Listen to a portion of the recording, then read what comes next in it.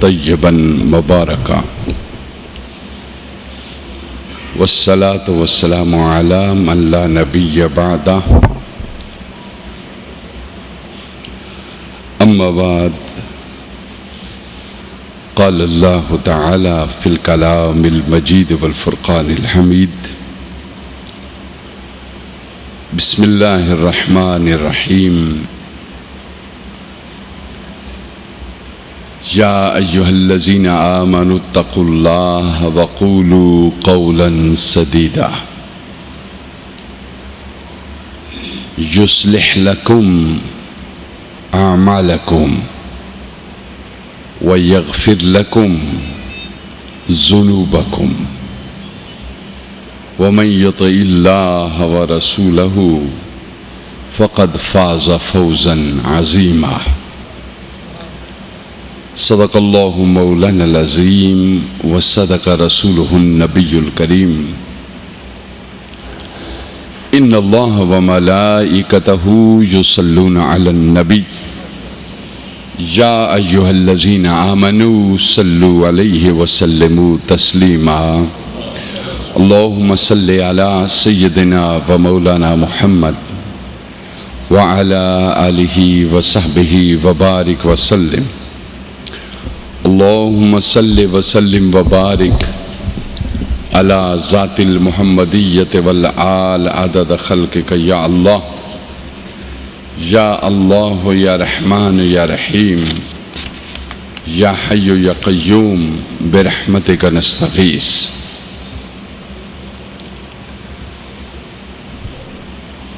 معزز و محترم سامعین ذی وقار،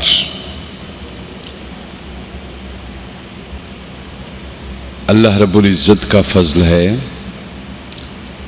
اور اس کا شکر ہے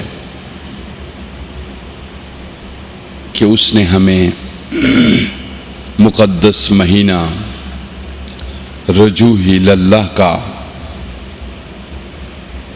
اور توبہ اور استغفار کا عطا فرمایا اور اس میں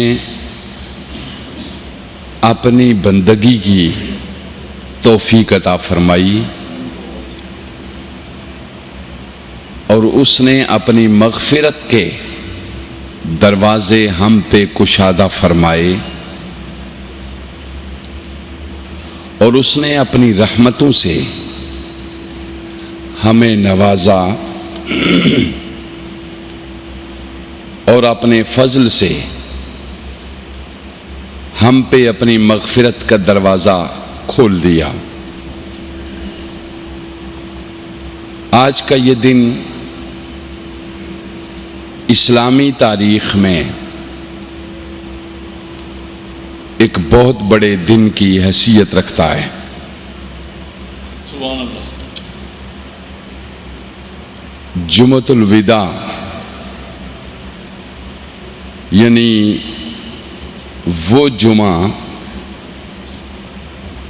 اس مہینے کا جمعۃ المبارک، ویسے بھی جمعہ سید الایام ہوتا ہے، ہفتے کا سردار جمعے کا دن ہوتا ہے، اور یہ رمضان المبارک کا جمعہ اس کے اندر جو ساعتیں ہمیں عبادت کے لیے میسر آتی ہیں، اس جمعے کی ایک خاص بات وہ یہ کہ یہ اس عشرے کے اندر آتا ہے، اس مہینے کے اندر اس عشرے میں آتا ہے جس کے لیے ارشاد فرمایا کہ یہ رمضان کا مہینہ اولہ رحمت و اوسطہ مغفرۃ و آخرہ عتق من النار، کہ یہ اس مہینے کا جو آخری عشرہ ہے یہ پروردگار جہنم سے آزادی کی خوشخبری سناتا ہے۔ اور اس مہینے میں ویسے بھی انسان جو ہے وہ اپنے خالق کو جاننا چاہتا ہے اور اپنے مالک کو پہچاننا چاہتا ہے، اپنے خالق کو جاننا چاہتا ہے اور اپنے مالک کو پہچاننا چاہتا ہے، وہ جو اسے بے حد نواز رہا ہے، وہ جو اس پہ بے شمار عطیات کے دروازے کھول رہا ہے، وہ خالق جو اس کے ہر سانس کی حفاظت کر رہا ہے۔ انسان اس سے رابطہ پیدا کرنا چاہتا ہے، انسان اس سے تعلق استوار کرنا چاہتا ہے، انسان اس سے رابطہ پیدا کرنا چاہتا ہے۔ تو فرمایا رسول اللہ صلی اللہ علیہ وآلہ وسلم نے کہ جب کوئی شخص اس سے رابطہ پیدا کرنا چاہے، تعلق پیدا کرنا چاہے، اس کے قریب ہونا چاہے، تو سب سے پہلے وہ اپنی زندگی سے گناہوں کو نکال دے۔ سب سے پہلے اپنی زندگی سے گناہوں کو نکال دے۔ جب آپ نے اپنی زندگی سے گناہوں کو نکال دیا تو اللہ سے تعلق قائم ہو جائے گا۔ اس کو آپ کی نیکی سے اتنی رغبت نہیں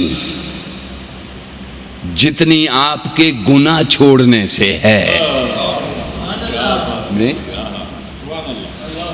اس کو آپ کی نیکی سے اتنی رغبت اور توجہ نہیں، چونکہ یسبح للہ ما فی السماوات و ما فی الارض، کوئی ذرہ ایسا نہیں ہے جو اس کی تسبیح اور تقدیس اور اس کی حمد بجا نہ لا رہا ہو۔ آپ سمجھ رہے ہیں؟ تو میرا یہ جملہ ذہن میں رکھیے، رابطہ اور تعلق باللہ جس کو ہم کہتے ہیں، ہر انسان کی روح تقاضا کرتی ہے کہ میرا تعلق میرے خالق سے ہو، میرا کنیکشن میرے رب سے جڑے، میری بے چینیوں کا سہارا ملے، میری بے تابیوں اور میرے دکھوں کا کوئی مداوا ہو، اور وہ میرے خالق کے سوا کوئی نہیں ہے۔ تو انسان کی روح جب چاہتی ہے کہ اس کے قریب اور تعلق اس کا بڑھے، تو اس کو چاہیے سب سے پہلے کیا کرے؟ اپنی زندگی سے گناہوں کو نکال باہر کرے۔ تو دوسرا جملہ جو میں نے آپ کو عرض کیا تھا کہ عبادت مسلسل کرتے رہیے، مسلسل عبادت اور تسبیح و حمد میں رہیے۔ ایک یہ اور ایک زندگی سے گناہوں کو نکال لیجئے، ان دونوں میں زمین و آسمان کا فرق ہے۔ مسلسل عبادت میں رہیے تو بھی جو ترک اور فرائض اور حقوق اور خدمت آپ نے چھوڑی ہوئی ہے، اس کا وبال ضرور آپ پہ پڑے گا۔ دعائیں کی نہیں جاتی، دعائیں لی جاتی ہیں۔ دعائیں کی نہیں جاتی، دعائیں لی جاتی ہیں۔ دعا کرنے کے لیے آپ کے ضمیر کا مطمئن ہونا ضروری ہے۔ آپ کے بطن میں، آپ کے پیٹ میں حلال رزق کا، حلال لقمے کا موجود ہونا ضروری ہے۔ آپ کے دماغ اور دل کی توجہ پوری کی پوری اپنے خالق کی طرف ہونا ضروری ہے. تمام ادب اور آداب کا خیال رکھتے ہوئے دعا کرنا ضروری ہے. آپ خود دعا کرتے ہیں، اس دعا کی اہمیت کچھ اور ہوتی ہے، اور آپ کسی سے دعا لیتے ہیں، اس کی اہمیت کچھ اور ہوتی ہے. یہ یاد رکھیے، دعا کرنا اور ہے اور دعا لینا اور ہوتا ہے. میں خود دعا کروں، اس کی کچھ اور اہمیت ہے، مگر میرے ادب، میری محبت، میرے احترام اور میری خدمت سے خوش ہو کر جب میری ماں کے نازک سے ہاتھ فضا میں بلند ہوں گے، اس دعا کا اثر کچھ اور ہے. اس دعا کا اثر کچھ اور ہے. میں خود دعا کروں، اس کی اثر کچھ اور ہے، مگر جب میں ایک بھوکے کو کھانا کھلا دوں گا، اس کا اثر کچھ اور ہوگا. ایک پیاسے کو پانی پلا دوں گا، اس کا اثر کچھ اور ہوگا. یہی چیزیں ہیں. تو میں جو عرض کر رہا تھا کہ ہم اگر اللہ سے رابطہ اور تعلق پیدا کرنا چاہیں تو سب سے پہلے کیا چیز ضروری ہے؟ زندگی سے گناہوں کو نکال باہر کر دیا جائے. چونکہ گناہ اس کی نافرمانی ہے. گناہ کیا ہے؟ اس کی نافرمانی ہے. اور گناہ نیکی سے اور عبادت سے اور نیکی سے تمہارے اندر نور پیدا ہوتا ہے، اور گناہ کے ترک سے جسم بھی منور ہوتا ہے، روح بھی منور ہوتی ہے، عقل و فہم بھی منور ہو جاتا ہے. آپ دیکھتے نہیں کہ جو شخص زندگی سے گناہوں کو نکال دے، اس کے چہرے کے اندر نور پیدا ہو جاتا ہے، اس کے اندر تازگی آ جاتی ہے. وہ کیفیت کیوں اس کے اندر پیدا ہوئی کہ لا خوف علیہم ولا ہم یحزنون. خوف زدہ انسان کا چہرہ ہمیشہ مرجھایا رہتا ہے. خوف زدہ انسان کے چہرے میں ہمیشہ خون منجمد رہتا ہے. اس کے چہرے پہ ہمیشہ سیاہی چھائی رہتی ہے. اس کے چہرے پہ ہمیشہ شرمندگی اور ندامت چھائی رہتی ہے. اور بے خوف انسان کے اندر سے تمام وہ کیمیکلز نکل جاتے ہیں جو انسان کی باڈی کو نقصان دینے والے ہوں اور روح کو نقصان دینے والے ہوں. اس لیے فرمایا نہ صرف ایک اس شخص کے اندر سے جو زندگی سے گناہ نکال چکا ہو، نہ صرف اس کے جسم سے تمام بیماریوں کے جراثیم نکل جاتے ہیں، بلکہ لہم البشرا، آئندہ بھی اس کے اندر بیماری نہ پیدا ہونے کی ضمانت دے دی جاتی ہے. لہم البشرا فی الحیات الدنیا وفی الآخرہ. ہم پھر خوشخبری دے دیتے ہیں تیری یہ زندگی بھی بڑے چین سے گزرے گی اور وہ زندگی بھی بڑے آرام سے گزرے گی. سو آج اس جمعۃ المبارک کے دن ہم یہ ذہنی طور پہ عہد کریں اور کوشش کریں اور کوشش کر دیکھیں، چونکہ من جدہ وجدہ، جس نے کوشش کی اس نے پا لیا. کوشش کریں کہ ہم عبادت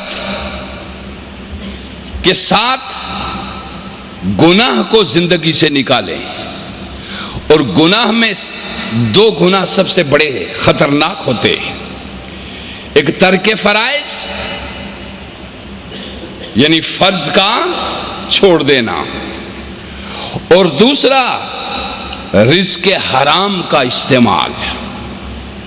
یہ دو گناہ انسانی زندگی میں بہت بڑے تباہ کن ہیں کہ فرائض سے آپ غافل ہوئے تو اللہ کے فرشتوں کے ساتھ سے محروم ہو گئے، اور حرام آپ نے استعمال کیا تو اللہ کی نظر رحمت سے محروم ہو گئے۔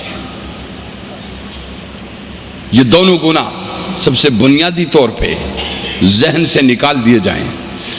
اب وہ جب ہم زندگی سے گناہوں کو نکال دیتے ہیں تو یہ تعلق ایک نوری شعاع کی صورت میں تبدیل ہو جاتا ہے، اور اسے ایک نوری واسطہ سمجھیے یا نوری راستہ سمجھیے جو بندے کی دعا اللہ تک لے جاتا ہے اور وہاں سے قبولیت بندے تک پہنچاتا ہے۔ اب سمجھ گئے؟ وہ نوری راستہ جو بندے اور خالق کے درمیان پیدا ہو جاتا ہے، یہ بندوں کی التجا خالق تک لے جاتا ہے اور خالق سے عنایات بندوں تک پہنچاتا ہے۔ اب آپ جب عبادت کریں گے گناہ کو ترک کر کے، ترک گناہ کے بعد جب آپ عبادت کریں گے تو عبادت سے روح توانا ہو جائے گی، کائنات کی تمام طاقتیں آپ کی مدد کرنے پہ مجبور ہو جائیں گی۔ آپ الفاظ پہ غور کیجیے، عبادت سے ترک گناہ کر جانے کے بعد عبادت سے، گناہ چھوڑنے کے بعد کی عبادت سے سب سے پہلی چیز جو آپ کے اندر پیدا ہو جاتی ہے کہ روح میں توانائی پیدا ہو جاتی ہے، طاقت پیدا ہو جاتی ہے۔ پھر کائنات کی تمام طاقتیں آپ کی معاونت اور آپ کی مدد کے لیے مجبور ہو جاتی ہیں۔ آپ نے سمجھا؟ پھر ہماری امداد کے لیے تیار ہو جاتی ہے۔ اور یہ سب چیزیں جب ہمارے لیے ہوتی ہیں تو اس پہ ہم کوئی عقلی دلیل نہیں دے سکتے کہ یہ کائناتی طاقتیں ہماری اس مدد اور تعاون کے لیے مجبور کیوں ہوتی ہیں، اس پہ کوئی عقلی دلیل تو نہیں دے سکتے، لیکن اس کا ریزلٹ دیکھتے ہیں، اس کا نتیجہ دیکھتے ہیں۔ اس کا نتیجہ کیا نکلتا ہے؟ اللہ سے رابطہ پیدا ہو جانے کے بعد اور اس کے رابطے کے فوائد ان کو ہم دیکھ سکتے ہیں۔ مثلا اللہ سے رابطہ پیدا ہو جائے تو پہلا فائدہ ہوتا ہے کہ انسان کو ہدایت نصیب ہو جاتی ہے۔ دوسرا فائدہ ہے کہ انسان کی دعا میں قبولیت آ جاتی ہے۔ تیسرا فائدہ ہے کہ انسان کے رزق میں فراخی آ جاتی ہے، انسان کے رزق میں فراخی آ جاتی ہے۔ چوتھا فائدہ یہ ہے کہ انسان کو دکھوں سے نجات مل جاتی ہے، دکھوں سے انسان کو نجات مل جاتی ہے۔ اور اس کا پانچواں فائدہ یہ ہے کہ انسان کی بات میں وزن پیدا ہو جاتا ہے، انسان کی بات میں وزن پیدا ہوتا ہے۔ 100 آدمی ایک طرف بولتا رہے مگر ایک آدمی وہ جس کو ہدایت الہی نصیب ہو گئی، جس کو قبولیت دعا میسر آ گئی، جس کو فراخی رزق میسر آ گئی، جس کو دکھوں سے نجات میسر آ گئی، اس کی بات کو سننے کے لیے سینکڑوں بندے تیار ہو جائیں۔ نے کہا کہ بعض لوگوں کی بات سنی جاتی ہے، بعض کی نہیں سنی جاتی، بعض چیختے رہتے ہیں، چلاتے رہتے ہیں، مگر ان کی بات نہیں سنی جاتی۔ کیوں؟ کہ ان کی بات میں وزن پیدا نہیں ہو سکا، اور بات میں وزن اس وقت تک پیدا نہیں ہو سکتا جب تک تعلق باللہ قائم نہ ہو، جب تک اللہ سے رابطہ بحال نہ ہو، اور اللہ سے اس وقت تک رابطہ بحال نہیں ہو سکتا جب تک آپ اپنی زندگی سے گناہوں کو نکال نہیں دیتے۔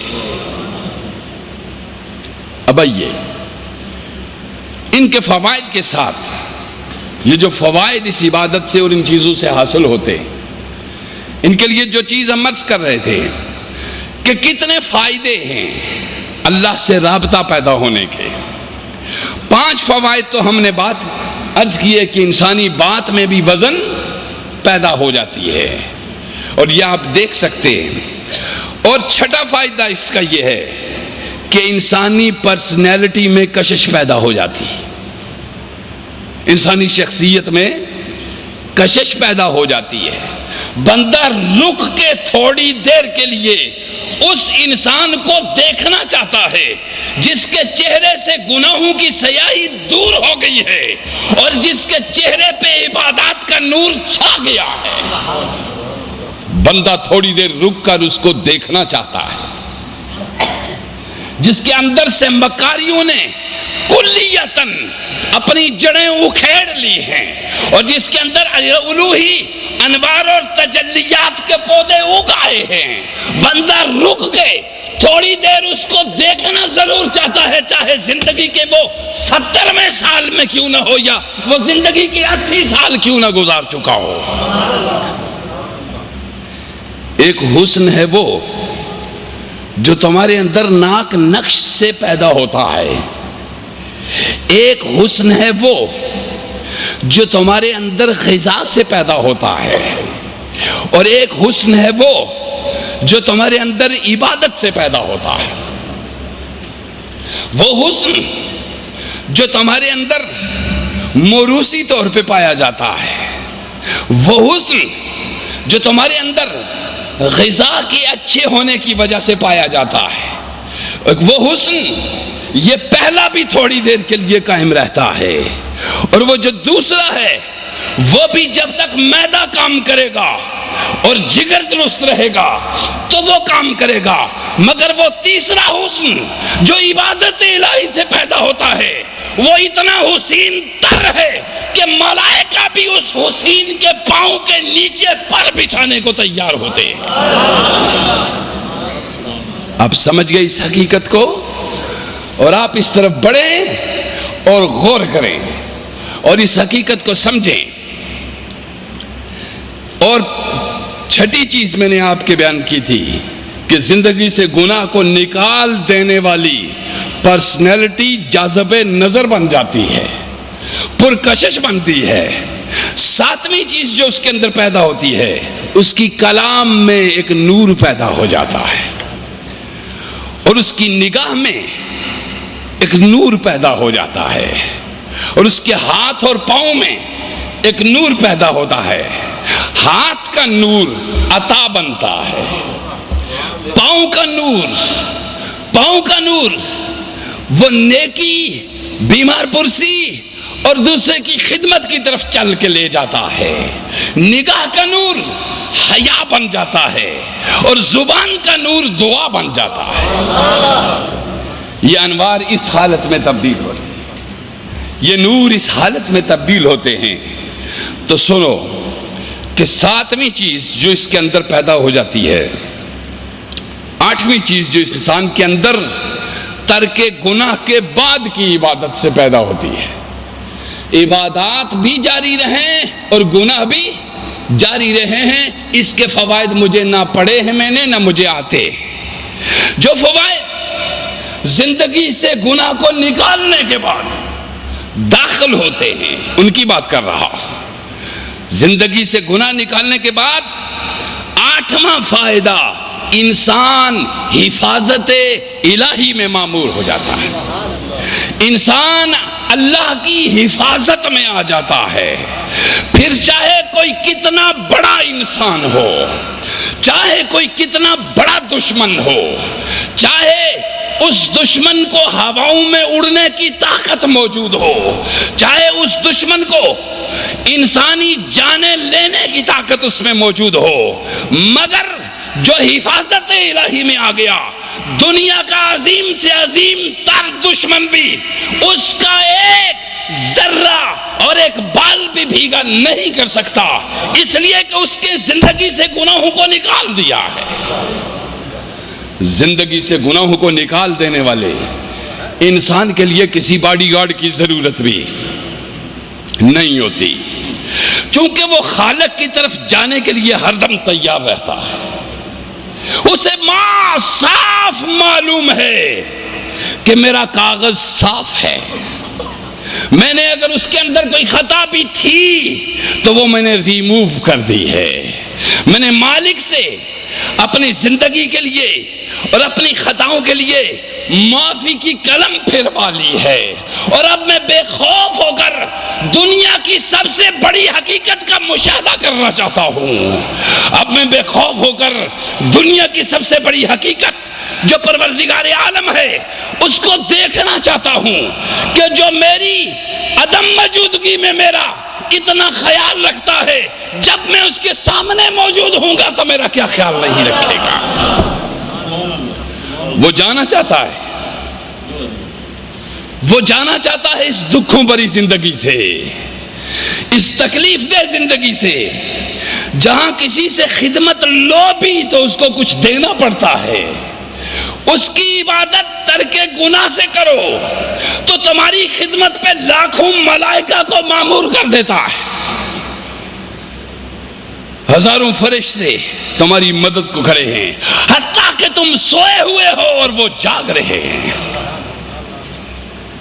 وہ ایسا پروردگار ہے کہ وہ تیرے ساتھ رہنے والے ملائکہ جب تیری روح پرواز کر جاتی ہے اور وہ ساتھ رہنے والے ملائکہ اپنی کائنات میں واپس جانا چاہتے ہیں، رب ذوالجلال کے ہاں حاضری دیتے ہیں کہ پروردگار اب ہمارا کام ختم ہو گیا. وہ انسان جس کے نامہ اعمال ہم لکھ رہے تھے وہ اب تیری بارگاہ میں پہنچ گیا. اب ہمارے لیے کیا حکم ہے؟ اب ہم اپنے وطن واپس لوٹ سکتے ہیں کہ نہیں؟ مگر پروردگار فرماتا نہیں، تم ابھی واپس جاؤ. اور ایک اس کے سر کی طرف قبر کی طرف کھڑا ہو جائے، ایک اس کے پاؤں کی طرف کھڑا ہو جائے اور قیامت تک اس کے لیے بخشش کی دعا مانگتے رہو. لوگوں ہم بڑے ظالم ہیں، لوگوں ہم خدا ناشناس ہیں، لوگوں ہم خدا ناسپاس ہیں، لوگوں ہم حقیقت کی طرف سفر نہیں کرتے. ہمارے اندر ہماری خودیاں حائل ہیں، ہمارے اندر ہمارے گناہوں کی سیاہی موجود ہے، ہمارے اندر بغض و حسد و عناد کی غلاظت موجود ہے. ذرا لوٹ کر دیکھو پروردگار کس طرح کھینچتا ہے تمہیں اپنی طرف. آج میں نے آپ سے عرض کر دیا کہ زندگی سے گناہ کو نکالو تو تمہیں کیا ملے گا؟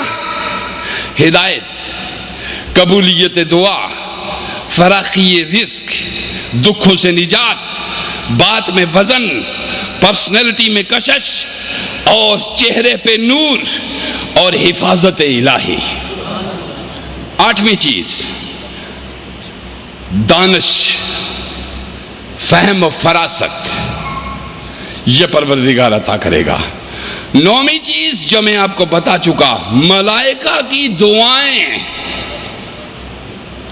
ملائکہ کی حاملین عرش، وہ فرشتے جو عرش الہی کے نیچے ہیں، پروردگار نے رکھے ہی اسی لیے ہیں کہ تم تسبیح کرو اور میں اس تسبیح کو اپنے گناہگار بندوں کے اوپر تقسیم کرتا چلا جاؤں.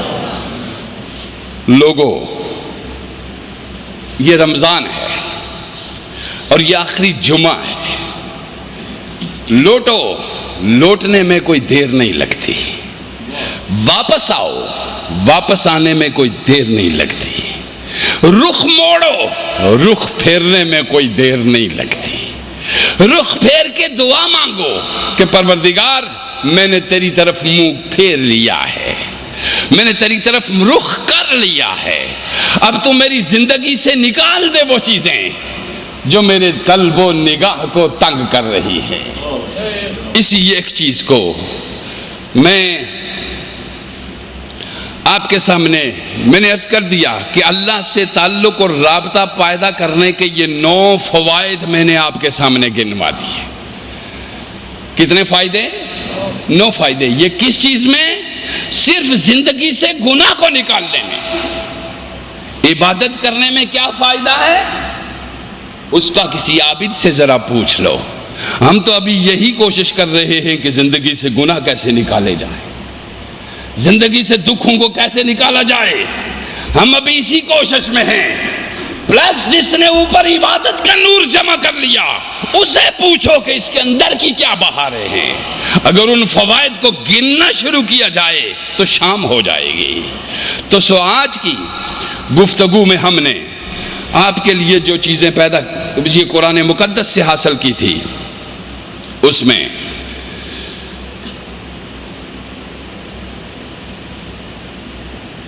زندگی سے گناہوں کو نکال، یہ پہلا جملہ تھا، کیونکہ گناہ اللہ کے خلاف بغاوت ہے اور شیطان کی غلامی ہے۔ گناہ کس چیز کو کہتے ہیں؟ اللہ سے بغاوت کو اور شیطان کی غلامی کو۔ اللہ کے ہر حکم اور ہر اشارے کی تعمیل یہ جب تم کر لو گے، یعنی گناہوں کو زندگی سے نکال لو گے، پھر پلس اس کے ہر اشارے کی تعمیل کرو گے، تو انسان پھر سراپا تسلیم و رضا بن جاتا۔ یہ دو چیزیں کرنے سے انسان سراپا تسلیم و، گناہوں سے زندگی کو نکال کے اللہ کے ہر حکم کی اور ہر اشارے کی تعمیل، انسان سراپا تسلیم و رضا، ان دو اقدامات کے بعد بن جاتا ہے۔ اور جب پھر وہ حضوری خداوندی میں اپنا سر جھکاتا ہے تو اس کی روح اور جسم دونوں میں کامل ہم آہنگی پائی جاتی ہے، روح بھی اور جسم بھی۔ اس کا جسم اللہ کی عبادت میں ہے اور روح اللہ کی محبت میں گرفتار ہے۔ یہ چیزیں پروردگار عالم نے ارشاد فرمائی، اور اس تسلیم و رضا جو میں نے آپ کے سامنے عرض کیا کہ جب گناہوں کو زندگی سے نکال دو گے اور اللہ کے ہر حکم و اشارے کی تعمیل کرو گے، تو اس تعمیل سے فائدہ ہوگا، تسلیم و رضا حاصل ہوگی۔ اور اس تسلیم کے فوائد کیا ہیں؟ جب تمہاری روح اور تمہارا جسم دونوں الوہیت الہی کو تسلیم کر لیں گے تو پھر کیا فائدہ ہوگا؟ اس کو دو چار لفظوں میں سنیے۔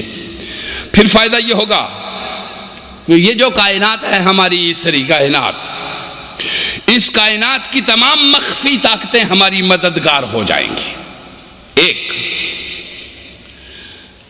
دوسری جو میں نے آپ سے سامنے عرض کی تھی کہ شخصیت پرکشش ہو جائے گی، دو۔ تیسری جو میں نے آپ کے سامنے عرض کر دی اور کروں گا بھی کہ امراض اور آلام سے چھٹکارا مل جائے گا، روز بروز ایک نئی مرض جو لگتی ہے اس سے نجات مل جائے گی۔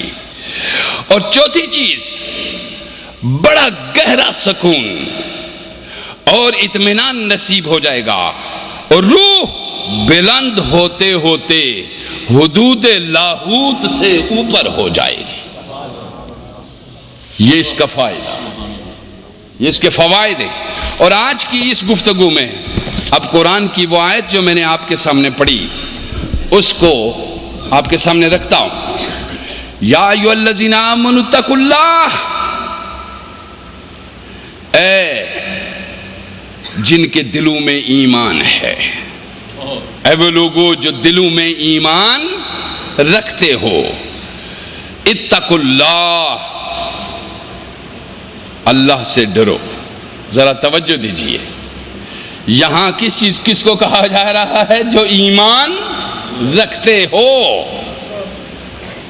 ان کو پھر کیا کہا جا رہا ہے؟ اللہ سے ڈرو۔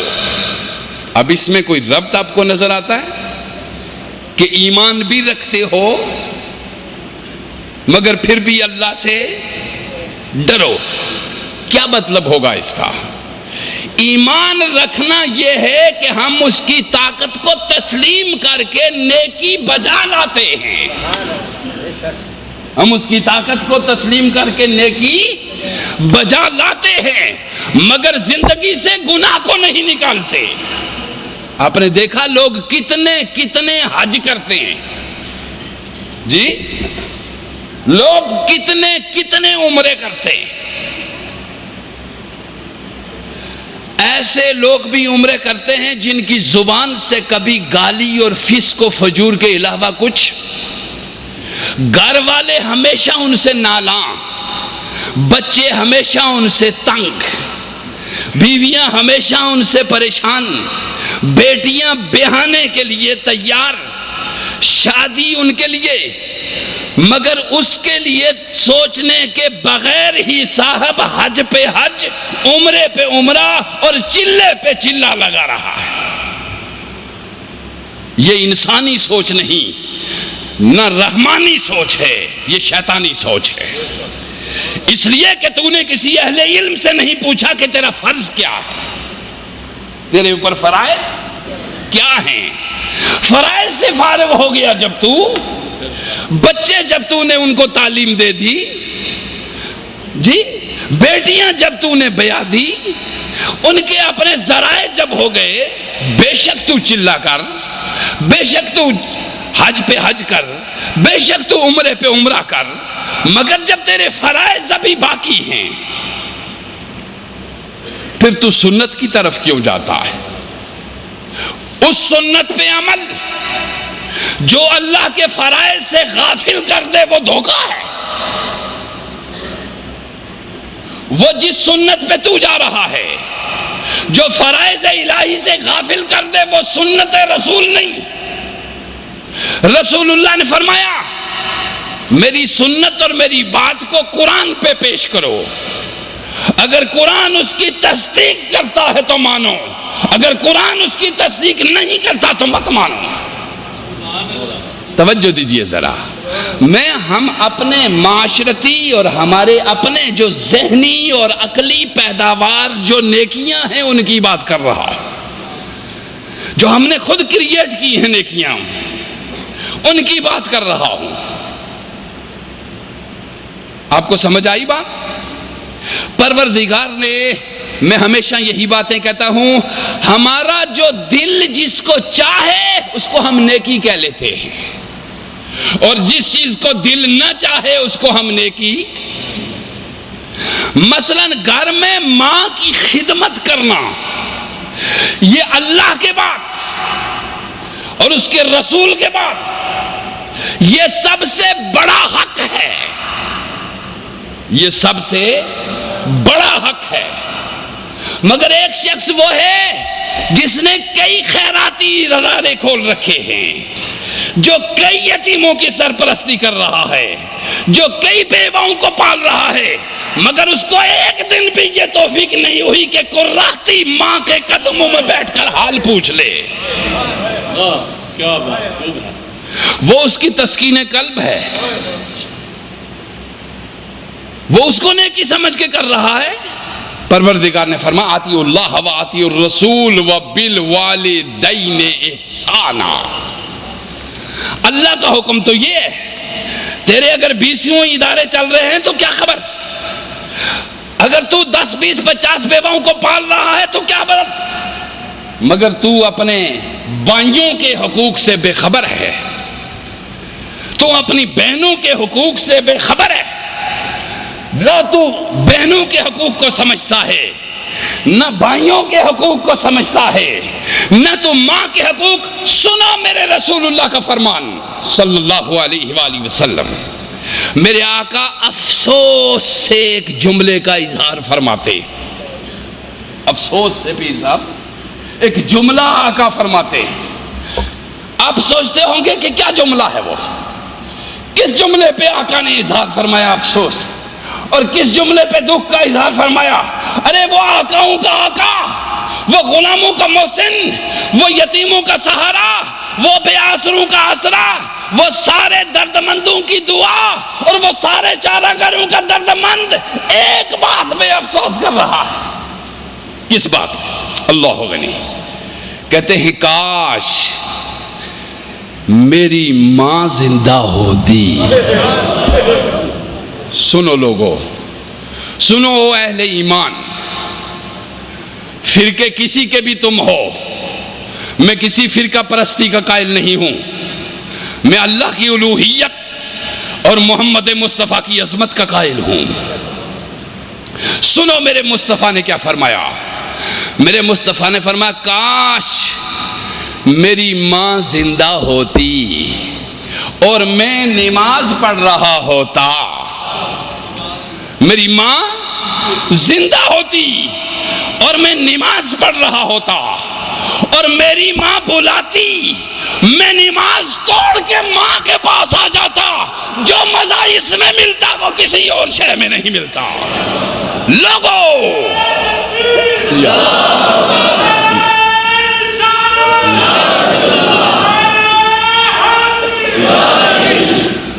آپ کو سمجھ آئی؟ ایک دین وہ ہے جو ہم ملا بانٹ رہے ہیں، ایک دین وہ ہے جو خود غرض بانٹ رہے ہیں، ایک دین وہ ہے جو میرا رسول بانٹ رہا ہے۔ میرے رسول نے یہ خواہش نہیں کی کہ کاش میں زندگی میں دوسرا حج کر لیتا، میرے رسول نے یہ خواہش نہیں ظاہر کی کہ کاش میں دوسری بار حجر اسود کو چوم لیتا، میں سعی صفا مروہ بیان کرتا، یہ بھی خواہش ظاہر کی نہیں کی کہ کاش جبریل ایک اور بار آتے اور قرآن سنا جاتے، کوئی خواہش نہیں۔ کاش میں بتاتا لوگوں کو کہ ماں کا مقام کیا ہے۔ ماں کا مقام غافل مخلوق، غلیظ ذہنوں، ماں کو چھوڑ کے اگر تم کسی پیر کی گدی پہ چلا کر رہے ہو تو انتہائی مردود ہو۔ سچ ہے۔ ماں کے قدموں کو چھوڑ کے اگر تم دین کی تبلیغ کرنے کے لیے کہیں جا رہے ہو انتہائی غلیظ ہو۔ میں اس فضیلت کو کہیں نہیں مانتا، چاہے وہ سینکڑوں حدیثوں میں موجود ہو، جو فضیلت میرے اللہ کے اس کتاب سے ٹکرا رہی ہے کہ اطیعوا اللہ واطیعوا الرسول وبالوالدین احسانا۔ اللہ کی بات مانو، اس کے رسول اللہ کی بات مانو، اور ماں باپ سے حسن سلوک اور حسن خلق سے پیش آؤ۔ وہ بلاتے رہیں اور تو تیسری پکار پہ بھی نہ سنے، یہ نیکیاں نہیں ہیں۔ سنو، اللہ سے رابطہ پیدا کرو۔ اللہ سے کیا پیدا کرو؟ رابطہ۔ اللہ سے رابطہ پیدا ہو گیا، یا ایھا الذین آمنوا اتقوا اللہ، اے ایمان والو اللہ سے ڈرو۔ ڈرو کیا؟ کہ نیکی تو کر رہے ہو، داڑھی تو رکھی ہوئی ہے، چلے تو کاٹ رہے ہو، جبے تو پہن لیے ہیں، دستاریں تو سجا لی ہیں، تسبیحاں تو ہاتھ میں پکڑ لی ہیں، یہ تو نیکی کر رہے ہو، مگر ملاوٹ بدستور جاری ہے۔ ملاوٹ بدستور جاری ہے، جعلی فیکٹریاں ضرور انہی سے حج کر کے آتے ہو، انہی سے ادارے چلاتے ہو، انہی سے بیواؤں کو پالتے ہو، تیرا یہ سارا کیا دھرا ہوا شیطان کی ایک بنائی ہوئی بلند مینار ہے جو حشر کے دن دھڑام سے نیچے گر جائے گی اور تو خالی ہاتھ رہ جائے گا۔ او حرام کی کمائیوں پہ نیکیاں کرنے والو، تمہاری نیکیوں کی اللہ کو کوئی ضرورت نہیں، اور انسانیت کے کھانوں میں اور دواؤں میں زہر ملا رہے ہو اور ملاوٹ کر رہے ہو۔ اس لعینی اور شیطانی کام کو چھوڑ، تیری داڑھی کی کوئی حاجت نہیں ہے۔ میں نے کئی دراز ریش لوگوں کو دیکھا جو پل پل میں ملاوٹ کر رہے ہیں ہر چیز کے اندر، مگر درجنوں حج بھی کر کے آئے ہیں، آپ بھی جانتے ہوں گے۔ اب یہاں پہ کیا ہوا؟ یا ایھا الذین آمنوا بھی صاحب اتقوا اللہ، اگر نیکیاں کر رہے ہو تو گناہ چھوڑو بھی، ضروری ہے، گناہوں کو چھوڑو بھی۔ وقولوا قولا سدیدا، اور سچ بولا کرو۔ جی جھوٹ سے کیا کرو؟ سچ بولا کرو۔ آپ نے دیکھا تاجر ملاوٹ کر کے سچ بولتے ہیں؟ مجھے کثیر تعداد میں کپڑے بیچنے والے تاجر بھی کثیر حاجی نکلے، اور ان میں سے اکثر بڑی بڑی تبلیغ دین کی جماعتوں کے ساتھ بھی وابستہ ہیں۔ مگر میرے دوست، مجھے بہت رونا آیا، میں بہت پریشان ہوا، میں اس چیز پہ پریشان ہو گیا کہ حاجی صاحب اور بزرگ سمجھ کے بندہ اس کے پاس آتا ہے کہ اس سے دوائی خالص ملے گی، کیونکہ اس کے ماتھے پہ محراب ہے، کیونکہ اس کی 1.5-2 بالشت داڑھی ہے، چونکہ اس نے سر پہ امامہ باندھا ہوا ہے، امامہ باندھا ہوا ہے، چونکہ اس نے محراب بھی ڈالی ہوئی ہے، مگر جب وہ لوٹ کے گیا وہ یقین کے ساتھ آیا تھا، جب لوٹ کے گیا تو زہر لے کر گیا۔ یہ خفیہ زہر جو تم اندر رکھتے ہو غذاؤں میں ملاوٹ کر کے، یہ پوشیدہ زہر جو تم اندر رکھتے ہو دعاؤں میں ملاوٹ کر کے، یہ پوشیدہ زہر جو تم اندر رکھتے ہو رشوتیں لے کر، میں نے کئی ایسے لوگوں کو پیش کر سکتا ہوں، چونکہ میں زندگی میں لوگوں کی زندگیوں کا جائزہ لیتا ہوں کہ جو کہہ رہا ہے یہ کر بھی سہا ہے کہ نہیں۔ آپ آرام سے 100-200 لوگوں کو گزاریے سامنے سے، ہر ایک کے چہرے پہ لکھی تقدیر آپ پڑھ لیں گے خود بخود۔ کثیر نمازی ہوگا مگر راشی ہوگا، لیبل خدا نے خود لگایا ہوا ہوگا، گزاریے آنکھوں کے سامنے سے۔ بہت بڑا خیر کثیر جمع کرنے والا ہوگا مگر ظالم ہوگا، پروردگار نے ایک سٹیمپ لگائی ہوئی ہوگی اس پر، کل شیء ناخذ بناصیتھا، رب کہتا ہے ہم نے ہر چیز کے چہرے پہ اپنی مہر لگا رکھی ہوئی ہے کہ یہ کیا کرتا ہے، یہ کیا کرتا ہے، یہ کیا کرتا ہے۔ کسی اہل بصیرت کے سامنے سے گزریے، اس کی زندگی کے ہر صفحے کو پڑھ لے گا، ہر حرف کو پڑھ لے گا، ہر سطر کو پڑھ لے گا، زندگی کی شبوں کو اور راتوں کو اور دنوں کو گن گن کے جان لے گا۔ تو سو میرے پروردگار کی مخلوق، یا ایھا الذین آمنوا اتقوا اللہ وقولوا قولا سدیدا، یہ قرآن ہے۔ ثواب کے لیے اس کو ہم بچے کو رٹاتے ہیں۔ بچے کو کیا کرتے ہیں؟ ایک دوست میرے ادھر کہیں امریکہ میں، مختلف ہیں چونکہ ایک ذہنیت ایسی ہو گئی ہوئی کہ جی سب سے بڑی خواہش میری یہ ہے کہ میرا یہ بچہ حافظ قرآن بن جائے۔ کیا بن جائے؟ یہ بہت اچھی خواہش، بہت پیاری خواہش، بہت عظیم خواہش، مگر اس سے پوچھئے اس خواہش کے پیچھے کیا ہے؟ اس خواہش کے انتہائی لالچی ثابت ہوتا ہے کہ اس بچے کو دنیا کے معاشی اور سماجی علوم سے بھی ہٹا دیا جائے، اس کو مارکیٹ میں بھی اندھا کر دیا جائے، بازار میں بھی قدر و قیمت اس کی ختم ہو جائے، قرآن یاد کر لے اور اس کے قرآن کے یاد کرنے سے قیامت کے دن میری بخشش ہو جائے۔ یاد کس لیے کروا رہا ہے؟ اپنی بخشش کے لیے، اپنے حص کے لیے کہ جی ہماری بخشش ہو جائے۔ لا تزر وازرۃ وزر اخری، حشر کا دن وہ ہے جس میں کوئی دوسرے کا وزن نہیں اٹھائے گا، تو تنہا اپنے مالک کے ساتھ پیش ہوگا۔ اور اب آخر میں صرف میں حضرت امام زین العابدین رضی اللہ عنہ آپ کی ایک مناجات جو آپ کے سامنے پیش کرتا ہوں کہ آپ اللہ غنی، میں نے عرض کیا کہ ہمیں نیکی کرنے سے پہلے کیا کرنا ہے؟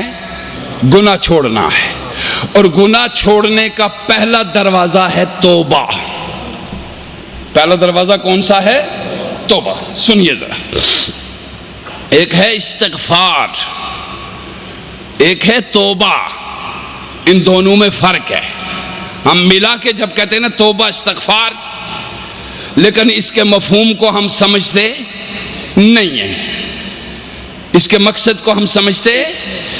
استغفار کہتے ہیں الندم علی ما مضی، جو گناہ ہو چکے ان پہ اللہ کے حضور استغفار کر کے اس سے ان کی معافی کی درخواست کرنا، اس کو کیا کہتے ہیں؟ استغفار۔ یعنی جو گناہ زندگی میں ہو چکے ان سے معافی کی درخواست پروردگار عالم کے حضور کرنا، اس کو کیا کہتے ہیں؟ استغفار۔ قرآن مقدس میں بارہا کہا گیا ہے کہ اگر ذہنوں سے ڈپریشن دور کرنا چاہتے ہو نا تم، تو استغفروا ربکم۔ یہ ڈپریشن یا گزشتہ کیے ہوئے گناہوں کی سزا ہے یا آئندہ جو ارادے ہیں ان کی سزا ہے۔ آپ سمجھے؟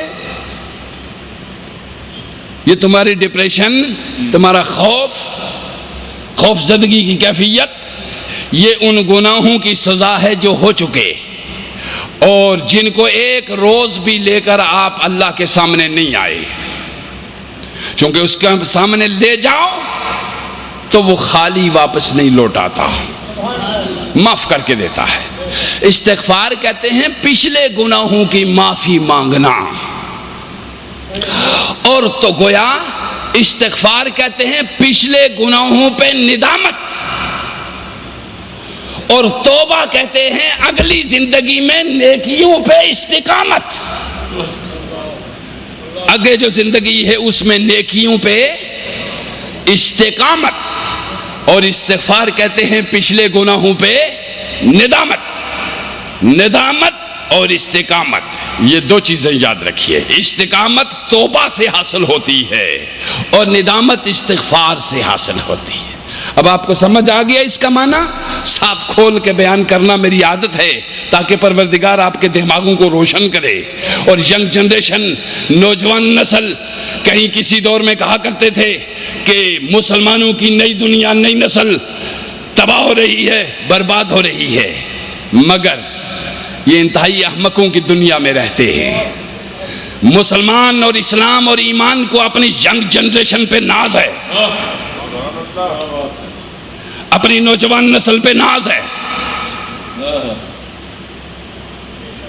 مساجد دیکھیے یا خانقاہیں دیکھیے یا میدان جنگ دیکھیے، ہمارا نوجوان کسی سے پیچھے نہیں ہے، راتوں کو شب زندہ دار بھی ہے، دن کو میدان میں گھوڑے کی پیٹھ پہ سوار بھی ہے،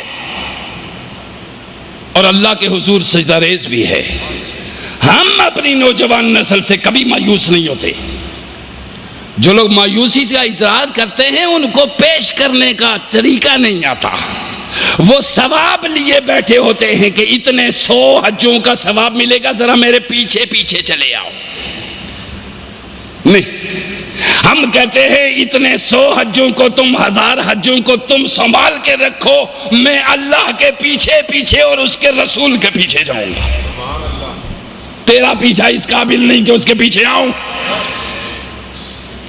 نوجوان نسل پورے امت مسلمہ کی اور بالخصوص پاکستان کی انتہائی ذہین، انتہائی زیرک، انتہائی تیز دماغ، انتہائی مضبوط اعصاب اور انتہائی دلیر، انتہائی بہادر، انتہائی شجاع، دنیا پہ کمند ڈالنے والے، انسانیت کی خدمت کرنے والے، ظلم کے پنجے مروڑنے والے، استقامت حاصل کرنے والے، اللہ کی بارگاہ میں جھکنے والے، یہ پاکستان کی نوجوان نسل ہے انشاءاللہ، اور انہیں سے ہمارا فیوچر وابستہ ہے۔ مغرب کی انڈسٹریاں بھی ہمارے بغیر خالی رہ گئی ہیں۔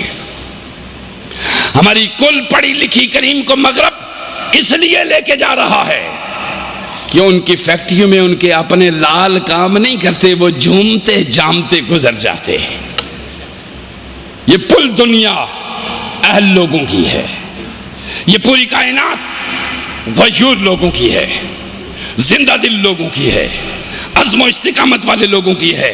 اے نوجوانان امت مسلمہ اور اے نوجوانان پاکستان، پوری ملت کا بلکہ میں کہوں کہ پوری انسانیت کا شعور اور ادراک اور فہم اور فراست اور ان کی قیادت تمہارے ذمہ رب نے سپرد کر دی ہے۔ تم اپنے دماغوں کو صاف کرو اور اپنے دلوں کو پاک کرو۔ کس طرح؟ جو میں نے آیت تمہارے سامنے پڑھی ہے، یا ایھا الذین آمنوا اتقوا اللہ، نیکیاں ضرور کرو مگر گناہوں سے نکال دو۔ سمجھ گئے؟ گناہ ضرور ہو جاتے ہیں مگر استغفار کے ساتھ ملاؤ۔ آپ سمجھ گئے؟ اب ارشاد فرمایا پروردگار نے پھر ہم کیا کریں گے؟ جب تم گناہوں کو زندگی سے نکال دو گے اور سچ بولنا شروع کر دو گے تو ہم کیا کریں گے؟ نتیجتاً یصلح لکم اعمالکم، تمہارا جینا قابل رشک بنا دیں گے۔ جی تمہارا جینا قابل رشک بنا دیں گے۔ ہائے ہائے کیا زبردست بات ہے۔ یصلح لکم اعمالکم، تمہارے اعمال کی اصلاح کر دیں گے۔ اس کا میرا مفہوم کہ تمہاری زندگی قابل رشک بن جائے گی، قابل اقتدا بن جائے گی۔ اور پھر کیا ہوگا؟ یصلح لکم اعمالکم، تمہارا زندہ رہنا قابل رشک بن جائے گا۔ سنو، وَيَغْفِرْ لَكُمْ ذُنُوبَكُمْ، ہائے ہائے ہائے، اور تمہارے گناہ معاف کر دیں گے، ان پہ معافی کی قلم پھیر دیں گے۔ تمہارا جینا قابل رشک ہوگا اور تمہارا مرنا قابل فخر ہوگا۔ تمہارا مرنا وَيَغْفِرْ لَكُمْ ذُنُوبَكُمْ، وہی کہے گی اس کا ترجمہ کیا ہے؟ خدا تمہارے گناہ بخش دے، یہ بڑے پچھلے عرصے میں کہتا رہا ہوں، مگر وَيَغْفِرْ لَكُمْ ذُنُوبَكُمْ، جس کے گناہ بخشے گئے، وہ جو پچھلی باتیں میں عرض کر چکا ہوں اس سے زندگی قابل رشک بنتی ہے کہ نہیں؟ اور مر گئے تو قابل فخر ہوتی ہے کہ نہیں؟ ہمارے وہ سپوت جو سینہ سپر ہو کر کے ہماری بارڈروں پہ قوم کے ماؤں کی، بہنوں کی، بیٹیوں کی عزت و ناموس کی حفاظت کرتے ہوئے جانیں دے دیتے ہیں، قابل فخر ہیں کہ نہیں؟ ان کا جینا قابل رشک ہے اور ان کا مرنا قابل فخر ہے۔ یوں سمجھیے۔ اور ایک تیسری چیز بھی ہم کہتے ہیں، پروردگار کہہ رہا ہے وَمَن يُطِعِ اللَّهَ وَرَسُولَهُ، يُطِعِ اللَّهَ، اطاعت، اس کا عام فہم معنی کیا ہے؟ جو اللہ کی اور اس کے رسول کی بات مان لے، جو اللہ اور اس کے رسول کی بات مان لے، فقد فازا فوزن عظیما۔ ہائے ہائے کیا زبردست بات ہے۔ جو شخص اللہ اور اس کے رسول کی بات مان لے اس نے اتنی بڑی کامیابی حاصل کر لی جو کسی کو بھی میسر نہیں آتی۔ تو سنو، قرآن مقدس نے ان چیزوں کو بیان کر کے آخر میں صرف مختصر مدت میں، اور یہ جو اللہ سے رابطہ ہے اس رابطے کا بحال ہونے کا پہلا دروازہ کون سا ہے؟ توبہ۔ یا ایھا الذین آمنوا توبوا الی اللہ توبۃ نصوحا، اے ایمان والو اللہ کی بارگاہ میں اس طرح لوٹو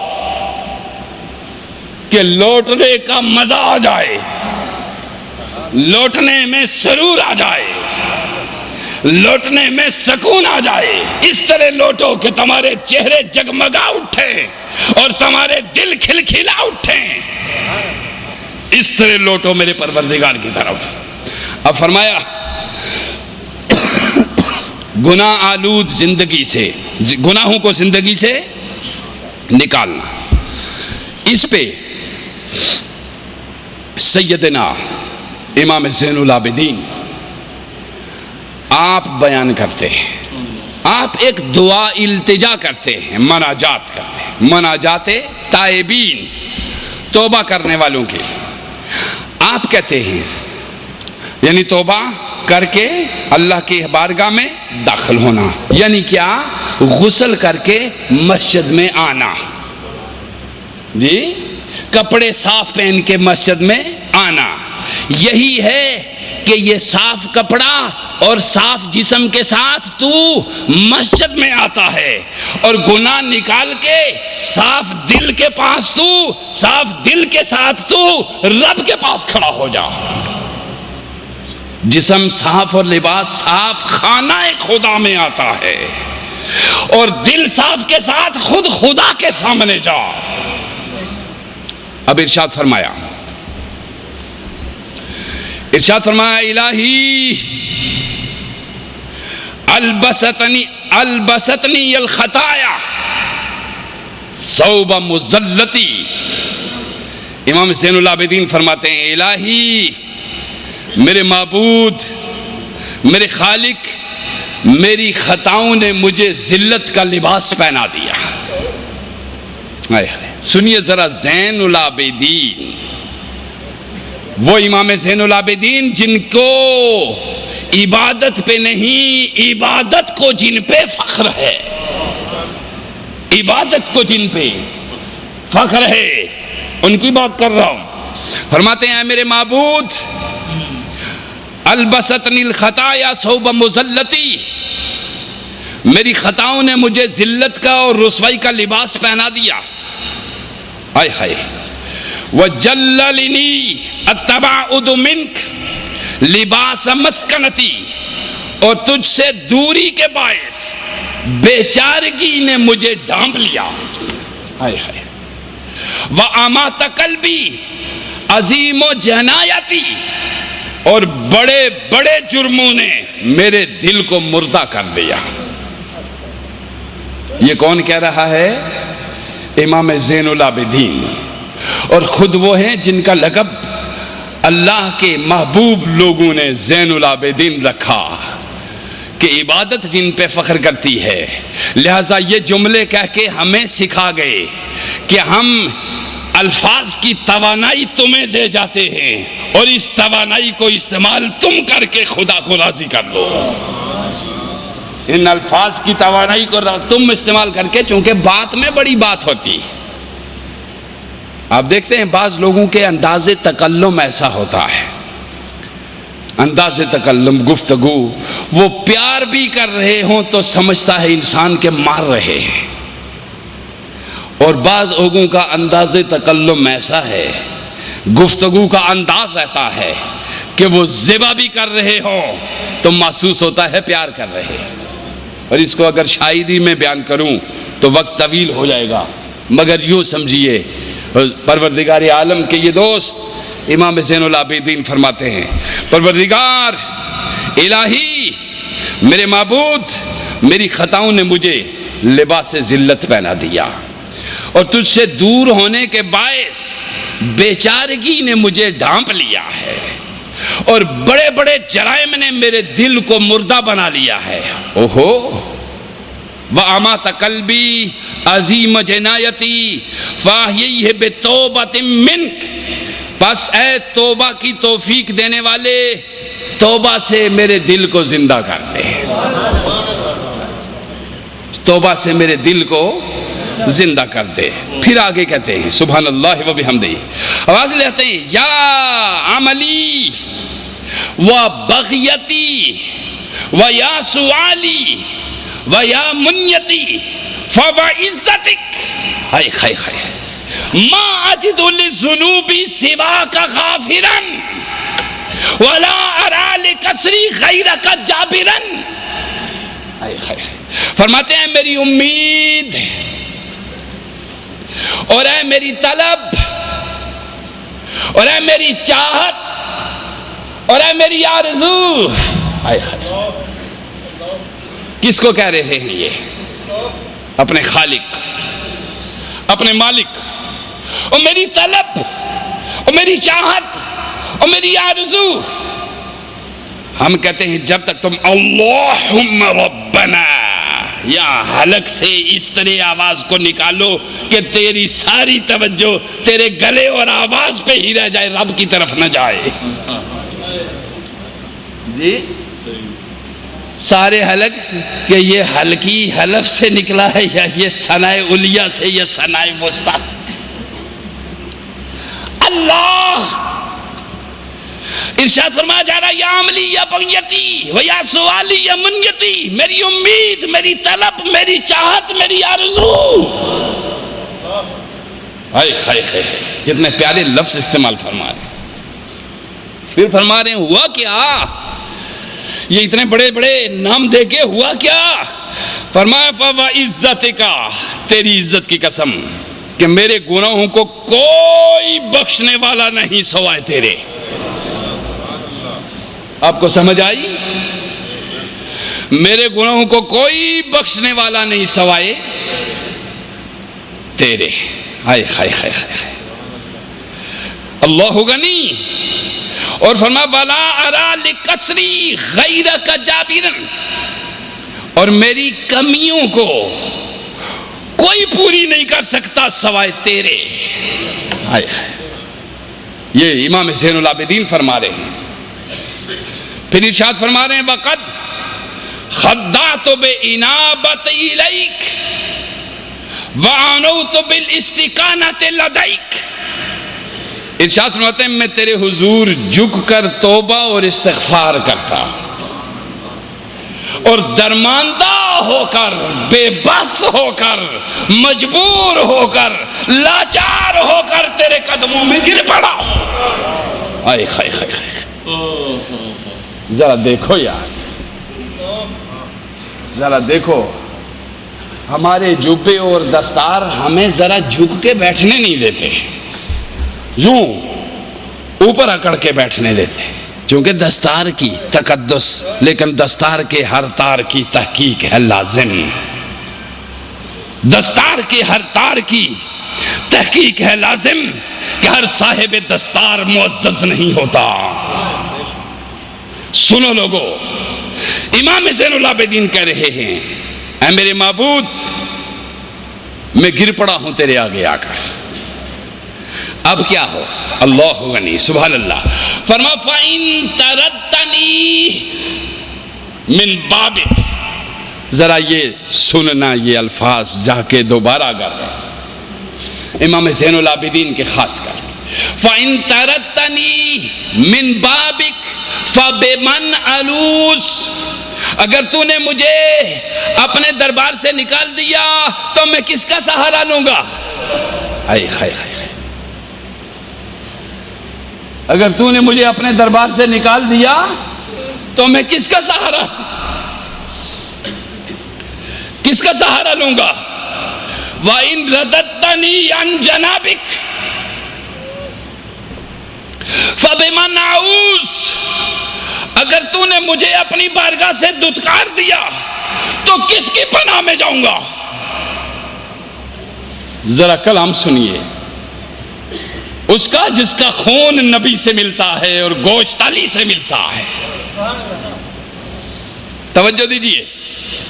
وہ اتنے بڑے انسان، اپنے لیے تو مانگا ہی تھا، مگر یہ لفظ دے کر ہمیں بھی کہہ گئے کہ جب تمہیں توفیق ملے تنہائی میں اسی طرح گرا کرو اس کے دروازے پہ. پھر دیکھو اگر خالی لوٹ آؤ تو مجھے زین العابدین نہ کہنا. فَإِن تَرَدْتَنِي مِن بَابِكَ فَبِمَنْ أَلُوذُ وَإِن رَدَدْتَنِي عَنْ جَنَابِكَ فَبِمَنْ أَعُوذُ. اگر تو نے مجھے اپنی درگاہ سے دھتکار دیا تو کس کی پناہ لوں گا؟ پھر فرماتے ہیں فَوَا أَصْفَاهُ مِنْ خَجْلَتِي وَافْتِدَاهِي وَوَلْحَافَاهُ مِنْ سُوءِ عِلْمِي. ارشاد فرماتے ہیں پس وائے ہو میری شرمساری اور میری رسوائی پر، اور صد افسوس میری بدعملی پر اور میری آلودگی پر. پھر فرماتے ہیں اسألک یا غافر الذنب الکبیر ویا جابر العزم الکثیر. میں تجھ سے سوال کرتا ہوں اے بڑے بڑے پہاڑوں جیسے گناہوں کو بخش دینے والے، میں تجھ سے سوال کرتا ہوں اے ٹوٹی ہوئی ہڈیوں کو جوڑنے والے. اے ٹوٹی ہوئی ہڈیوں کو جوڑنے والے. انتحب الی انتحب لی موبقات الجراحر وتستر علی فادحات السرائر. میرے بدترین جرائم کو بخش دے، ہائے ہائے، میرے رسوا کرنے والے بھیدوں کی پردہ پوشی فرما. اللہ غنی. ولا تعرنی من جمیل صفحک، اللہ غنی، اے میرے معبود میرے گناہوں پر اپنی ابر رحمت کا سایہ ڈال اور میرے عیبوں پر اپنی مہربانی کی برسات کر دے۔ اور اے میرے معبود کیا بھاگا ہوا غلام اپنے آقا کے سوا کسی اور کے پاس لوٹتا ہے، یا یہ کہ آقا کی ناراضگی پر سوائے اس کے کوئی اور اسے پناہ دے سکتا ہے؟ میرے معبود اگر گناہ پر ندامت کا مطلب توبہ ہے تو تیری عزت کی قسم میں نادم ہونے والوں میں سے ہوں۔ یہ جو لفظ بیان کر رہا تھا، تیری عزت کی قسم میں نادم ہونے والوں میں سے ہوں، تیری چوکھٹ پہ کھڑا ہوں، لقل عتبہ مولا تیری چوکھٹ پہ کھڑا ہو گیا ہوں۔ ہائے ہائے ہائے، امام زین العابدین کہتے ہیں مولا تیری چوکھٹ پہ کھڑا ہوا ہوں جب تک تو راضی نہ ہو جائے۔ اللہ غنی، جب تک تو اے معبود اپنی قدرت سے میری توبہ قبول فرما، جب تک تو راضی نہ ہو جائے اپنے علم سے مجھے معاف فرما، اپنے علم سے مجھ پر مہربانی فرما، جس نے بندوں پر اپنا عفو درگزر کا در کھول رکھا ہے، جس کا نام توبہ ہے، اور تو نے ہی فرمایا ہے اللہ کے حضور سچی توبہ کرو، بس اس کا کیا عذر ہے جو کھلے دروازے میں داخل ہونے سے غفلت کرے۔ اللہ، یہ ہے پروردگار عالم کی آج کا یہ دن جمعۃ المبارک، زندگی کا حسین جمعہ، چونکہ ہماری زندگی کی ہر ساتھ ہمارے مولا کے ہاتھ میں ہے، ہماری زندگی کی ہر لمحہ ہمارے مولا کے ہاتھ میں ہے۔ اور آج کا یہ جمعہ آپ جب پڑھیں گے تو گویا آپ 70 جمعے پڑھ چکے، ایک فرض جب آپ ادا کریں گے تو یہ 70 فرائض کے برابر ہوگا۔ اور یہ جمعہ جمعۃ الوداع، فرمایا ہر جمعے کے دن امام کے خطبے اور اذان کے درمیان ساتھ ہے ایسی جس ساتھ میں تمہارا پروردگار عالم تمہاری دعاؤں کو قبول فرماتا ہے، لہذا اپنی دعاؤں کی قبولیت کی درخواست اپنے رب سے کریں، اپنے پروردگار سے کریں، پاکستان کی سلامتی کے لیے، پاکستان کی حفاظت کے لیے، ملک کی سرحدوں کی حفاظت کے لیے، ملک کے اندر بسنے والے پاکستانی لوگوں کی حفاظت کے لیے، تمام انسانوں کی حفاظت کے لیے۔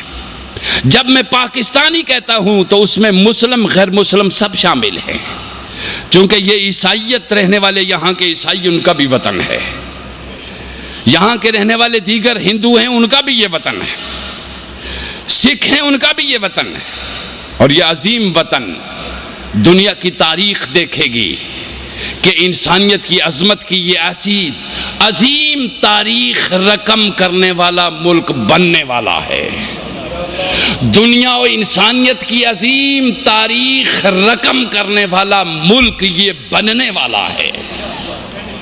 میں پھر تیسری بار کہتا ہوں، دنیا انسانیت کی عظیم تاریخ لکھنے والا ملک یہ وطن عزیز بننے والا ہے۔ کیسے؟ کیوں کر؟ کس طرح؟ اسباب کیا ہیں؟ ذرائع کیا ہیں؟ وسائل کیا ہیں؟ یہ دنیا کی نگاہیں دیکھیں گی جب آسمانوں سے وسائل اتریں گے انشاءاللہ۔ دنیا کی نگاہیں دیکھیں گی جب یہ مسلم قوم، جب یہ پاکستانی قوم ایک دوسرے کا گلا کاٹنے کی بجائے ایک دوسرے سے گلے ملنے لگ جائے گی تو کوئی دنیا کی طاقت ان کو جدا نہیں کر سکے گی۔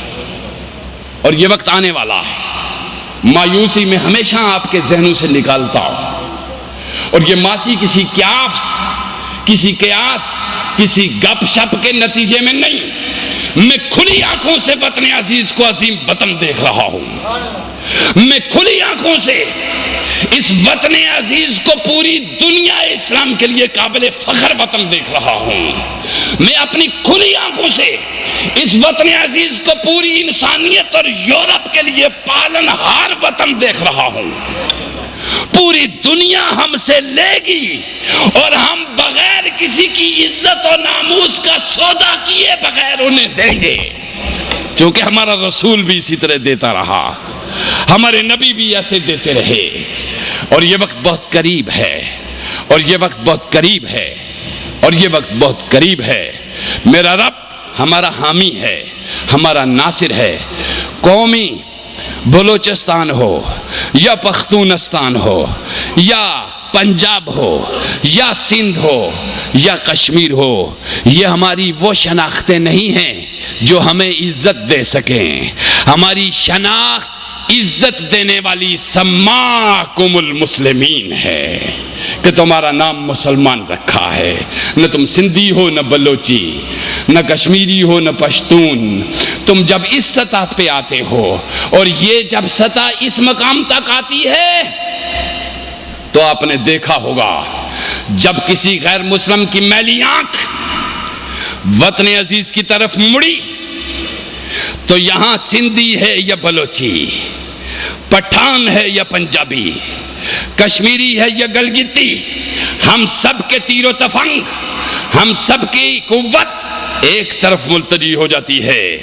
ہم آپس میں تو جھگڑتے رہتے ہیں، مگر کوئی دشمن پاکستان بننے سے لے کر آج تک ہماری سرحدوں کے اندر ایک انچ بھی اس سبب سے مداخلت نہیں کر سکتا کہ کسی سندھی نے وطن سے غداری کی ہو، کسی پختون سے وطن سے غداری کی ہو، کسی بلوچی نے وطن سے غداری کی ہو، کسی پنجابی نے وطن سے غداری کی ہو۔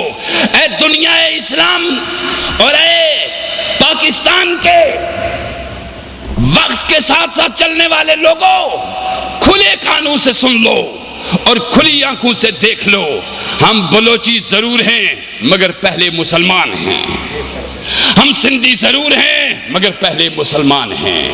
وہ ہماری لسانی شناخت ہے اور یہ ہماری ایمانی شناخت ہے۔ ہماری تلواریں ایک ہیں، ہمارا بازو ایک ہے، ہماری قوت ایک ہے، ہماری طاقت ایک ہے، اس لیے کہ ہمارا اللہ بھی ایک ہے، اس لیے کہ ہمارا رسول بھی ایک ہے۔ جب ہم اس اللہ کے سوا کسی الہ کو تسلیم نہیں کرتے، جب ہم اپنے رسول کے سوا کسی اور کی رسالت کو کشمیر سے کشمور تک، سندھ سے کشمور تک تسلیم نہیں کرتے، لہذا اس وطن عزیز میں کوئی بھی ایسا سفاک اور غدار وطن پیدا نہیں ہو سکتا، اور ہو بھی جائے تو وہ زندہ نہیں رہ سکتا۔ ہم خدائی طاقتوں کے نرغے میں رہتے ہیں، ہم خدائی طاقتوں کے نرغے میں رہتے ہیں، کیونکہ ہمیں مستقبل میں وہ مثال بنانے والا ہے امت مسلمہ کی۔ اسلام حقیقی کی روح ایک بار پھر اسلام آباد کی سرزمین سے پھوٹے گی، اس وطن عزیز کے دارالحکومت سے پھوٹے گی۔ دنیا اس مروت اور اسلام کو تسلیم کرے گی جس کی قیادت پاکستان کرے گا انشاءاللہ۔ لہذا آج جمعۃ الوداع، یہ اگست، یہ ستمبر کا 26 اگست